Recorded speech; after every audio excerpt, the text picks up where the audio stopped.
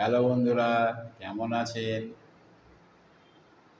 Easy astro tips থেকে আপনাদের সঙ্গে আমি বিজয়।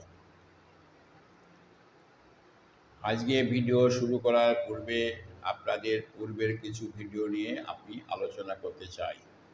অর্থাৎ পূর্বের ভিডিওগুলোতে আমরা গ্রহ, গ্রহের ঘর, গ্রহের কারকতা, রাশি, রাশি কোন কোন ঘরে কোন কোন গ্রহে কোন কোন রাশি থাকে এবং তাদের নিজের ঘর, নক্ষত্র, কোন গ্রহের কোন কোন নক্ষত্র, এ সমস্ত ব্যাপারে আমরা জানতে পেরেছি। আজকে আমরা জানব আপনার জীবনের শুরু কিভাবে হবে বা আপনার জীবন কিভাবে এগিয়ে যাবে বা উন্নতি কিভাবে আপনার জীবনে আসবে, তা কিন্তু রাশি দ্বারা বিচার করা হয় না। ধরুন আপনাকে কোনো জ্যোতিষ বললেন বা মা বললেন তুমি তুলা রাশি বা আপনি তুলা রাশি আপনি জানলেন। এবার আপনি দেখেছেন যে খবরের কাগজে বা টিভিতে জ্যোতিষরা সাপ্তাহিক রাশিফল প্রকাশ করে।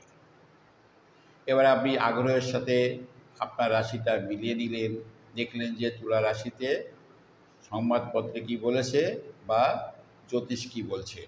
দেখবেন দুটোতে কোনো মিল থাকে না।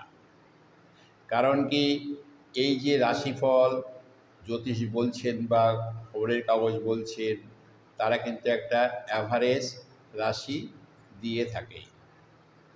অর্থাৎ আপনি তুলা রাশি হলে আর যারা যারা তুলা রাশি সবাই যে একরকম তাদের হবে এমন কোনো কথা নেই।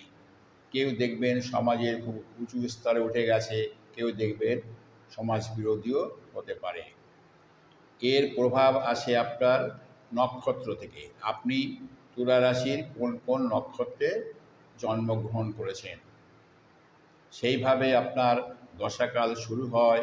এই দশাকাল থেকেই জীবনের উন্নতি অবনতি সব বিচার করা হয়।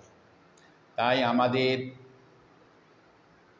জ্যোতিষ শিক্ষার ক্ষেত্রে নক্ষত্রের বিচার হচ্ছে সবথেকে মহত্ব, এবং ২৭টা নক্ষত্র একে আমাদের সবসময় মনে রাখতে হবে।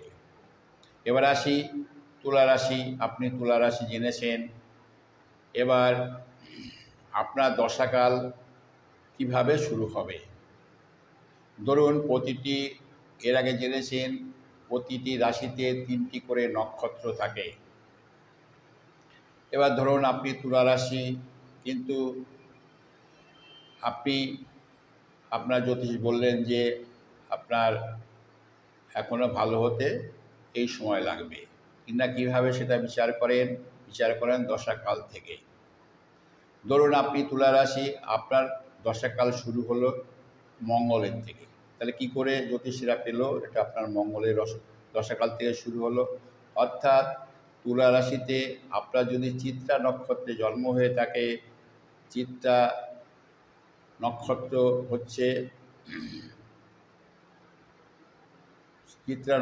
হচ্ছে গিয়ে মঙ্গল গ্রহের অধিপতি। তাহলে আপনার মঙ্গলের দশা থেকেই আপনার জীবন শুরু হবে।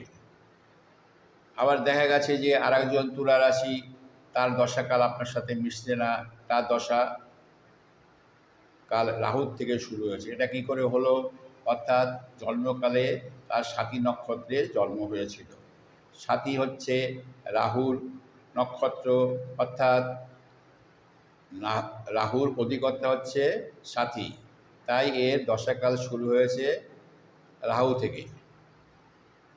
আবার আরেকজন বললেন যে তার দশাকাল শুরু হয়েছে বৃহস্পতি থেকে।